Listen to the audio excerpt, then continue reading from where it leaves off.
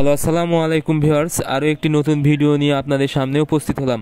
আজকের ভিডিওতে মূলত আমি আলোচনা করব আপনাদের কোয়েল পাখিকে সুস্থ রাখতে কোন কোন রোগের চিকিৎসা করা অত্যন্ত জরুরি বা কোন কোন ওষুধগুলো আপনাদেরকে ব্যবহার করতে হবে নিয়মিত।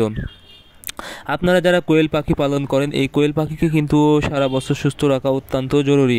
কারণ কোয়েল পাখি যদি কোনোভাবে অসুস্থ হয়ে যায় কিন্তু এই পাখি কিন্তু একাধিক পাখি একসাথে মারা যাওয়ার সম্ভাবনা থাকে। এতে কিন্তু আপনারা আর্থিকভাবে অনেকটাই ক্ষতিগ্রস্ত হয়ে যাবেন।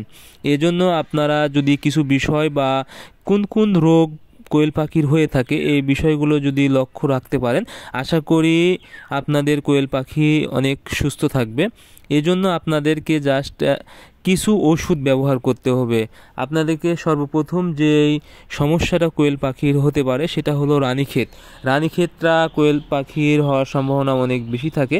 এজন্য আপনাদেরকে এই রোগ থেকে রক্ষা করতে অবশ্যই আপনারা যদি নিয়মিত আপনাদের কোয়েল পাখি রাখার জায়গাটা পরিষ্কার করে দেন এবং যেন এখান থেকে দুর্গন্ধ বা কোনোভাবে গ্যাস উৎপন্ন না হয় সেদিকে যদি বিষয়টা লক্ষ্য রাখেন, আশা করি আপনাদের পাখি অনেক সুস্থ থাকবে।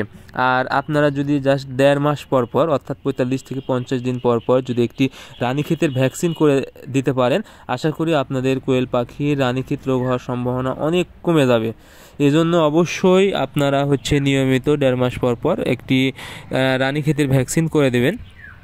আরেকটি বিষয় সেটা হলো কোয়েল পাখির আরেকটি যে রোগ হয়ে থাকে সেটা হলো আমশয় অর্থাৎ পায়খানার প্রবলেম। অনেক সময় দেখা যায় কিন্তু আমশার প্রবলেম হয় এবং রক্ত আমশা হয়। সেক্ষেত্রে কিন্তু পাখি অনেক ক্লান্ত হয়ে যায়, দুর্বল হয়ে যায় এবং পাখি মারা যায়। এই জন্য আপনারা যদি নিয়মিত 1.5 থেকে 2 মাস পর পর যদি একটি রক্ত আমশয়ের ডোজ দিয়ে দেন অর্থাৎ রক্ত আমশার কোর্স করেন, আশা করি আপনাদের কোয়েল পাখি কিন্তু সুস্থ থাকবে। সেক্ষেত্রে আপনারা অ্যাম্পল এবং সিপ্রোফ্লক্সাসিন এই ওষুধগুলো ব্যবহার করতে পারেন। আরেকটি বিষয় সেটা হলো অনেক সময় অধিক ডিম দেওয়ার কারণে কিন্তু কোয়েল পাখি অনেক দুর্বল হয়ে যেতে পারে। সেক্ষেত্রে আপনারা অবশ্যই নিয়মিত মাল্টিভিটামিন বা ক্যালসিয়াম ফিডে মাখানো কিছু ওষুধ আছে, এনজাইম, এইগুলো যদি ব্যবহার করতে পারেন তাহলে কোয়েল পাখি কিন্তু দীর্ঘদিন সুস্থ থাকবে, দুর্বল হবে না এবং ডিমের প্রোডাকশান ভালো থাকবে। আরেকটি বিষয় সেটা হলো আরেকটা বিষয় সেটা হলো অনেক সময় দীর্ঘদিন ডিম দেওয়ার কারণে কিন্তু কোয়েল পাখির নাড়িতে ঘা হওয়ার সম্ভাবনা কিন্তু থেকে যায়।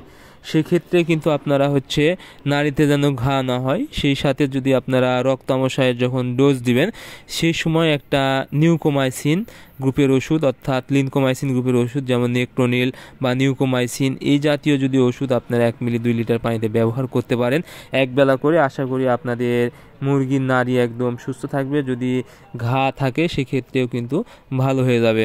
এজন্য আপনারা যদি কোয়েল পাখিকে দীর্ঘদিন সুস্থ রাখতে চান এবং ভালোভাবে ডিমের প্রোডাকশন নিতে চান, অবশ্যই আমি যে ওষুধগুলোর কথা বললাম অবশ্যই আপনারা করে দিবেন। সো আজকের ভিডিও এ পর্যন্তই। আপনারা আমাদের পরবর্তী ভিডিও পেতে অবশ্যই আমাদের চ্যানেলটি সাবস্ক্রাইব করবেন। ধন্যবাদ সবাইকে। আল্লাহ হাফেজ।